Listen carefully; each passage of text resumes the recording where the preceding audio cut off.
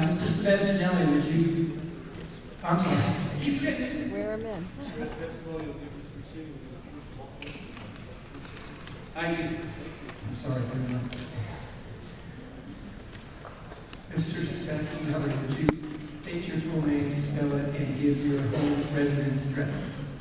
Samuel R. Sebastianelli, S-E-B-A-S-T-I-A-N-E-L-L-I. Took me a long time to learn that. All I understand. I live at 125 Butterwood Street in Jessup. I can always recognize a fellow Irishman. I was born and raised in Jessup. Wait, hold on a second. You have to wait for a question.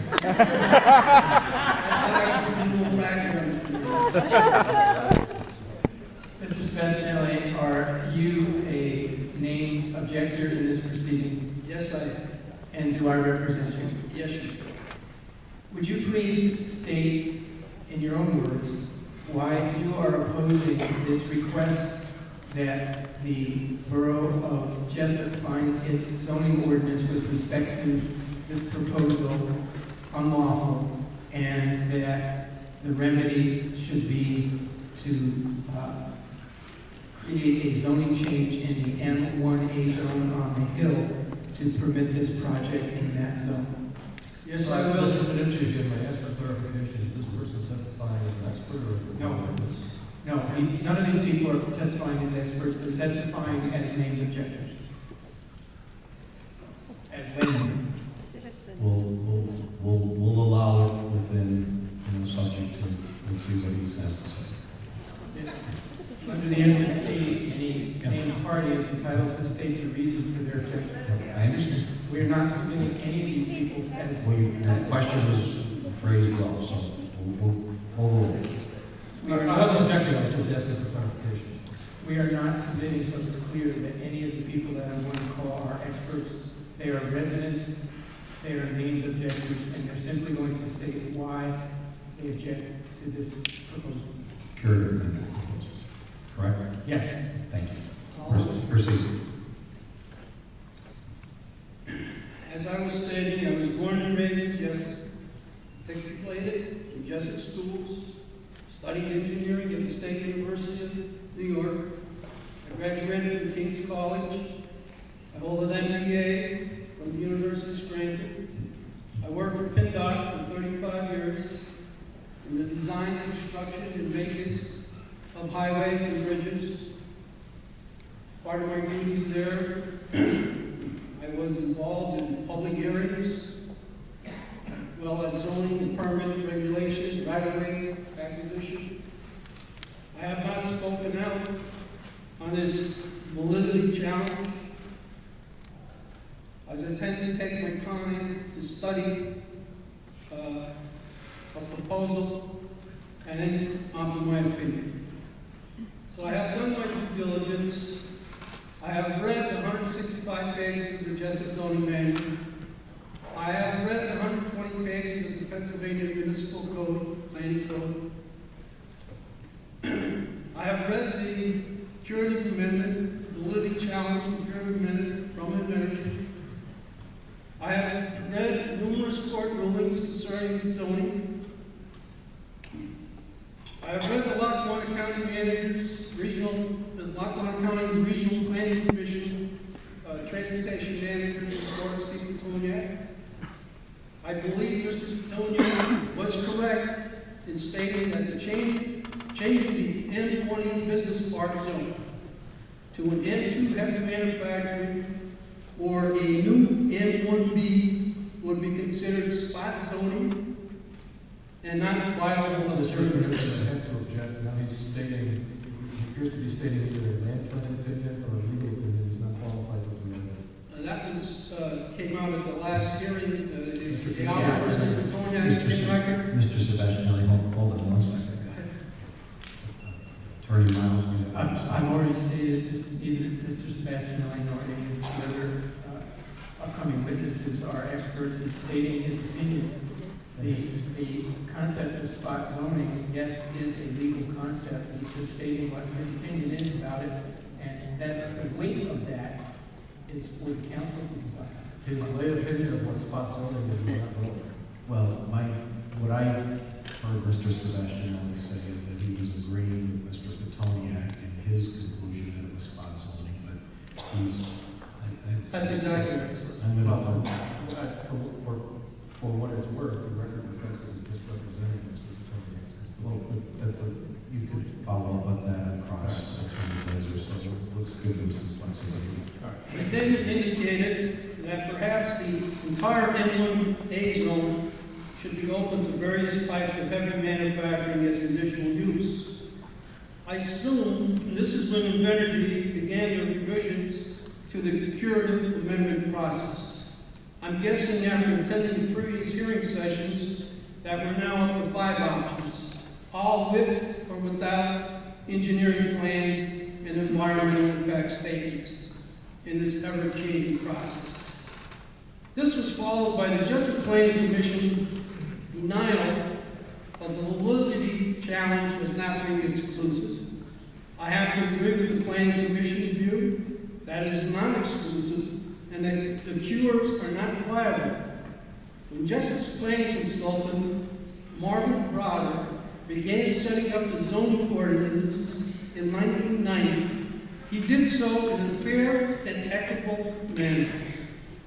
He believed what was known as downtown and uptown Jessup would be suited for R1 and R2 residential zones and represents at least 40% of Jessup's geographical area. Similarly, we should have an M1 light manufacturing and an M2 heavy manufacturing and other corresponding zones to fulfill our fair share, so no one would be excluded. That zoning plan has stood the test of time and should not be amended to allow electrical generation plants in zones that would destroy the entire zoning concept of fair share. Since 1990, we have not shown community growth that would alter this fair share ideal. This validity challenge and curative amendment begins with Article 10 of the Jessup zoning ordinance.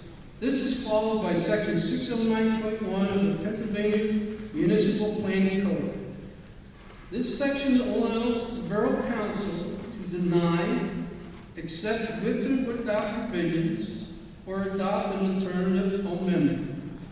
My question for Council is how did we get from Article 10 to Article 5 conditional use so quickly?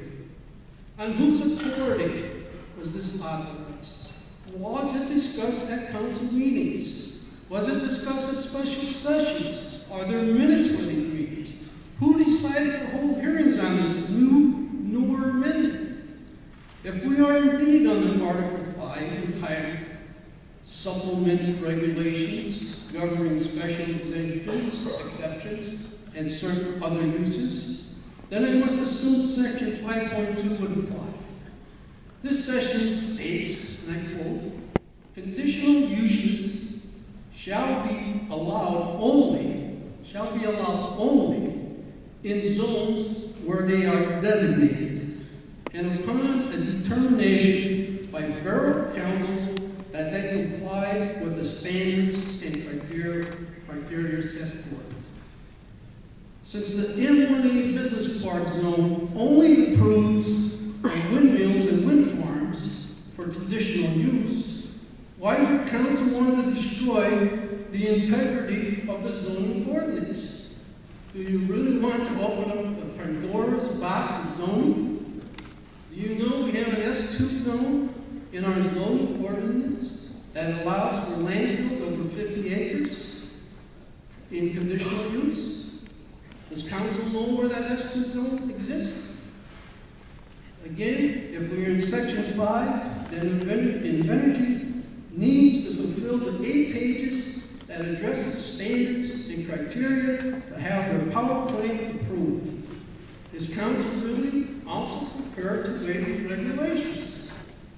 For example, Section 5.232, Section B, dealing with standards indicates that the proposed development will comply with performance standards specified in Article 6.1.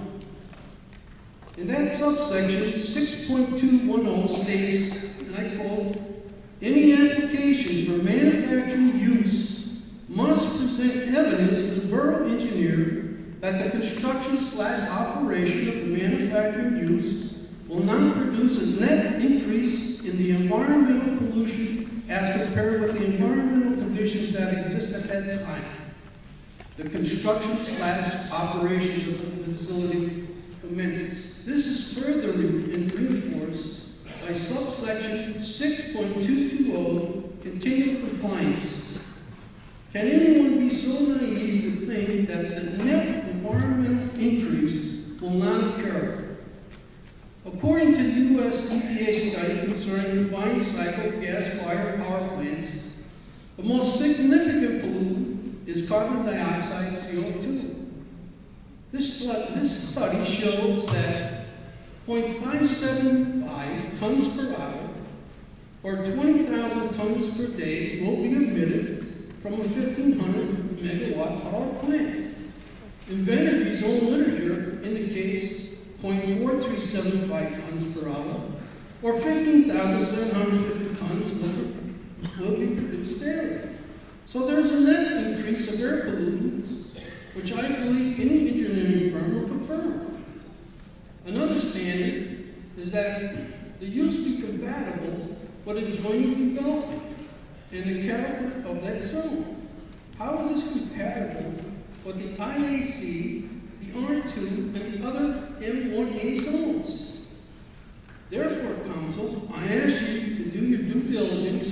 Don't rely on your solicitor or other outside interests. The real question for you to answer is, what kind of legacy do you want to leave your children and grandchildren? One that says, don't worry about rules and regulations? Or one that says, we protected the health and safety and welfare of the Jessup community? So I respectfully ask Council to vote no on this validity challenge.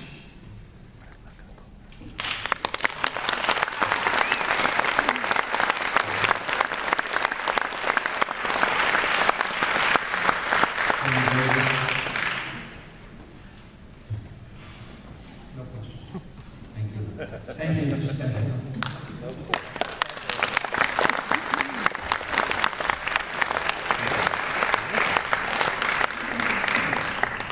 I call Objector Angela Luchel to the podium.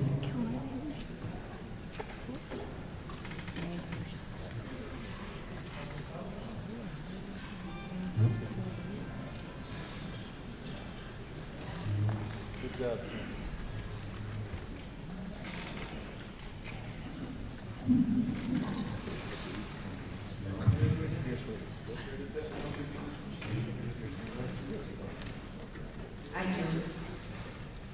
Ms. Ruschel, will you please state your full name, spell it, and give your home residence address? My name is Angela Muchel, Angela Muchal. I reside at 926 Court Street in Jessup. I've lived there all my life. I'm 65 years old. Thank you. Don't tell, Ange. Yeah, you never say your age. Would you please state your reasons for objecting to this proposal, that the several provisions of the Jessup Borough zoning ordinance are exclusionary, and that therefore the ordinance should be amended to permit this project to be constructed as a conditional use in the M1A zone of land? I can state my objections to the plant. My first objection would be air pollution. Even though gas is a cleaner burning fossil fuel, emissions will be vented into the atmosphere that could be harmful to our residents, especially over time. Also, methane gas, which makes up about 98% of natural gas, emitted into the air is a major contributor to the greenhouse gases affecting our climate changes. Second would be the water pollution. Invenergy has not amended any of their DEP permit applications. Therefore, I suspect they still might go with a water cooling system. I'm concerned about the high consumption of our drinking water and the need for the wastewater to be disposed into Graciela Creek and then into the Lackawanna River. Then there's the noise pollution. If they do go with an air cooling system, the noise levels of the turbines will be compounded with the compressors to cool the air. Last but not least, a 1,500 megawatt power plant requires 5,118,212.45 cubic feet of gas an hour to operate. There will be 3 gas lines in and out of the plant, 2 16-inch lines and 1 12-inch line. A methane gas line runs alongside the KC Highway from the landfill in front of the plant. There will be storage tanks on the property containing 48,000 or 60,000 gallons, depending on what section of the DEP permit applications say, of aqueous ammonia, 10,000 or 20,000 gallons of sodium hydrochloride, 25,000 gallons of sulfuric acid, 10,000 gallons of lubricating oil, and a 7,000 gallon tank of diesel fuel, which is designated for engines used for maintenance or emergency use. To me, that's a whole lot of potential for explosion, fire, or leakage of hazardous materials. Any such occurrence would be a catastrophic event for our little town. And these things do happen.